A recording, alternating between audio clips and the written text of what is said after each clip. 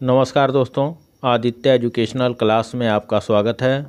आज हम यहाँ आप लोगों को बीएड डीएलएड से संबंधित पाठ्य योजना बनाना बताएंगे।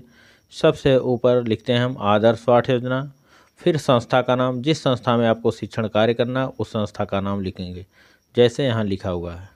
छात्राध्यापिका का नाम, जो आपका नाम होगा, नाम यहाँ अंकित करेंगे। फिर दिनांक, जिस दिन यह पाठ्य योजना आपको शिक्षण कार्य करना है उस दिन का दिनांक, कक्षा 6 वर्ग बी, विषय गणित, चक्र पहला, अवधि 36 मिनट, प्रकरण यहाँ है वर्ग। उसके बाद सामान्य उद्देश्य लिखते हैं। सामान्य उद्देश्य का संबंध हमारा विषय से होता है और विशिष्ट उद्देश्य का संबंध प्रकरण से होता है। पहला सामान्य उद्देश्य, बच्चों में गणित विषय के प्रति रुचि जागृत करना। दूसरा, बच्चों की बौद्धिक क्षमता का विकास करना। तीसरा, बच्चों में सोचने समझने व तर्क करने की क्षमता का विकास करना। चौथा, बच्चों को गणित विषय के प्रारंभिक विषयों की जानकारी देना। पांचवा, बच्चों को दैनिक जीवन में गणित की उपयोगिता एवं महत्व की जानकारी देना।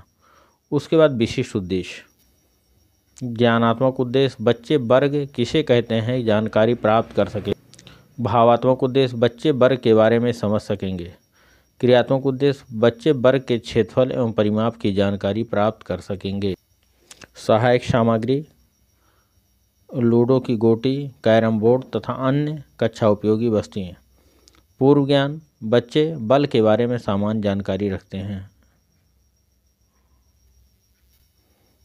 पूर्व ज्ञान में बच्चे वर्ग के बारे में सामान्य जानकारी रखते हैं। उसके बाद प्रस्तावना के प्रश्न, प्रस्तावित प्रश्न, संभावित उत्तर, सहायक सामग्री।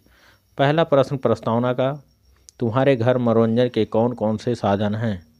तो छात्र बताते हैं टीवी, मोबाइल, रेडियो, डीजे। दूसरा प्रश्न, टीवी में कौन कौन से कार्यक्रम आते हैं? तो छात्र बताए धारावाहिक, मूवी, खेल, समाचार। तीसरा, चारों किनारों से कौन सी आकृति बनती है? अब ये समस्यात्मक प्रश्न है, या कह सकते हैं वर्ग बनता है। वर्ग के बारे में आप क्या जानते हैं?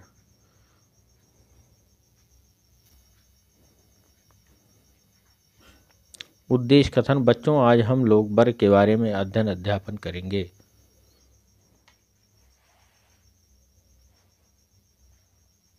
उसके बाद प्रस्तुतिकरण, अध्ययन अध्यापन की सुविधा की दृष्टि से प्रस्तुत पाठ को 2 सोपानों में बांटकर अध्ययन करेंगे।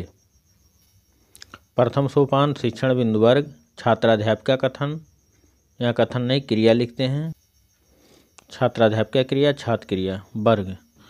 शिक्षण बिंदु है, जिसकी चारों भुजाएं बराबर हों उसे क्या कहते हैं? तो छात्र बताते वर्ग कहते हैं। दूसरा, वर्ग किसे कहते हैं? छात्र यहाँ कुछ बताते हैं या मौन हो जाते हैं। उसके बाद छात्राध्यापिका कथन, चार भुजाओं से घिरी वह आकृति जिसके चारों भुजाएं बराबर होती हैं तथा प्रत्येक कोण समकोण अर्थात 90 अंश के होते हैं, वर्ग कहलाते हैं। जैसे यहाँ बना हुआ है, भुजा बराबर ए बी, सी डी, कोण ए बी, कोण सी, कोण डी बराबर 90 अंश, विकर्ण ए सी तथा डी बी। फिर छात्राध्यापिका क्रिया, छात्र क्रिया, सहायक सामग्री। यहाँ पहला प्रश्न छात्राध्यापिका द्वारा किया था, वर्ग के चारों ओर शीर्ष कोण कितने अंश के होते हैं?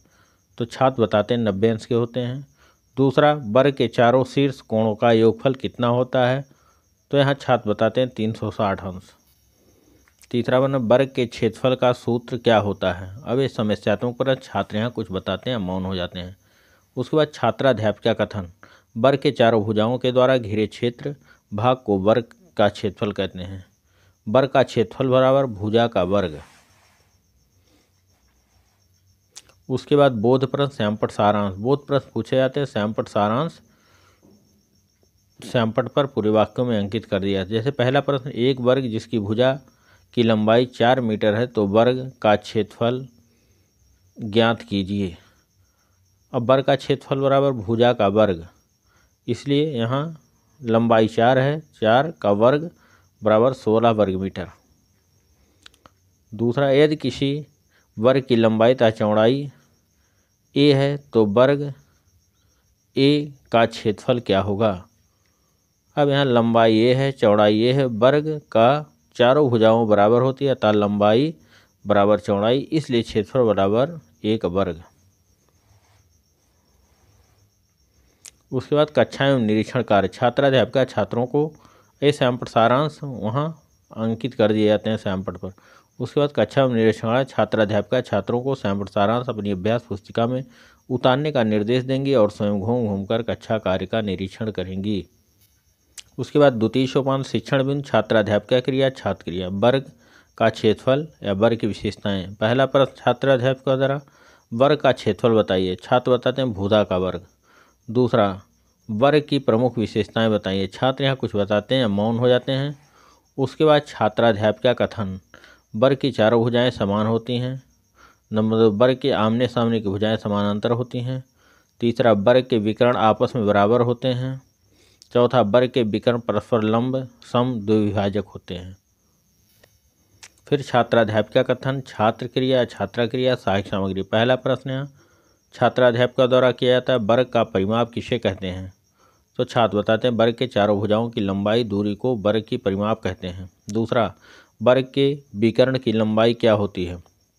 छात्र बताते हैं वर्ग के विकर्ण की लंबाई भुजा √2 होता है।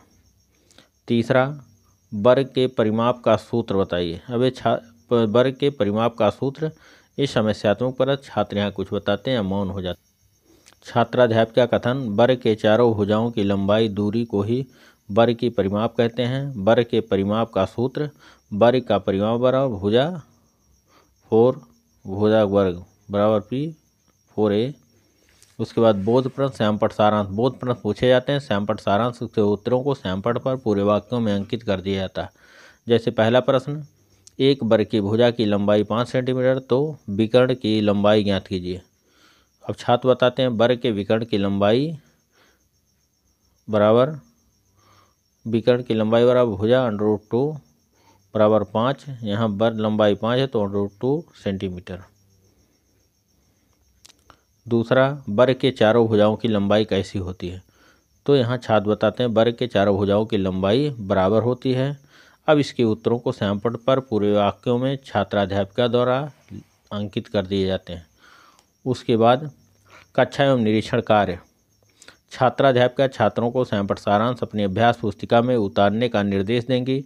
स्वयं घूम घूम कर कक्षा कार्य का निरीक्षण करेंगी। उसके बाद पुनरावृत्त के प्रश्न। जो पढ़ाया हुआ पाठ उसको पुनः आवृत्त कराया जाता है, इसलिए पुनरावृत्त के प्रश्न पूछे जाते हैं। पहला प्रश्न, वर्ग के विकर्ण की लंबाई कैसे ज्ञात की जाती है। दूसरा, वर्ग की किन्हीं 2 विशेषताएं बताइए। तीसरा प्रश्न, एक वर्ग की भुजा की लंबाई 2 सेंटीमीटर है तो इसका क्षेत्रफल ज्ञात करो। गृह कार्य, एक वर्ग की भुजा की लंबाई 10 मीटर है तो उसका परिमाप तथा क्षेत्रफल ज्ञात करो। दूसरा, वर्ग के क्षेत्रफल का सूत्र ज्ञात कीजिए। अब ये छात्रों को घर से लिखकर लाने को कहा जाता है। उसके बाद यहाँ आलोचना सुझाव होता है। जब छात्राध्यापिका शिक्षण कार्य करते हैं तो पर्यवेक्षक आलोचना करते हैं। आलोचना जो होता है पॉजिटिव नेगेटिव दोनों प्रकार के होते हैं कि आपके शिक्षण कार्य में क्या कमियां हैं क्या अच्छाइयां हैं, उसको कमेंट के रूप में नीचे लिख दिए जाते हैं, जिससे बाद में शिक्षण के बाद छात्राध्यापिका या छात्राध्यापक इस कमेंट को देख करके अपने शिक्षण कार्य में सुधार ला सकें। Thank you class. दोस्तों, ये वीडियो आपको अच्छा लगे तो इसको लाइक कीजिएगा, सब्सक्राइब कीजिएगा, अपने दोस्तों में शेयर अवश्य कीजिएगा। धन्यवाद।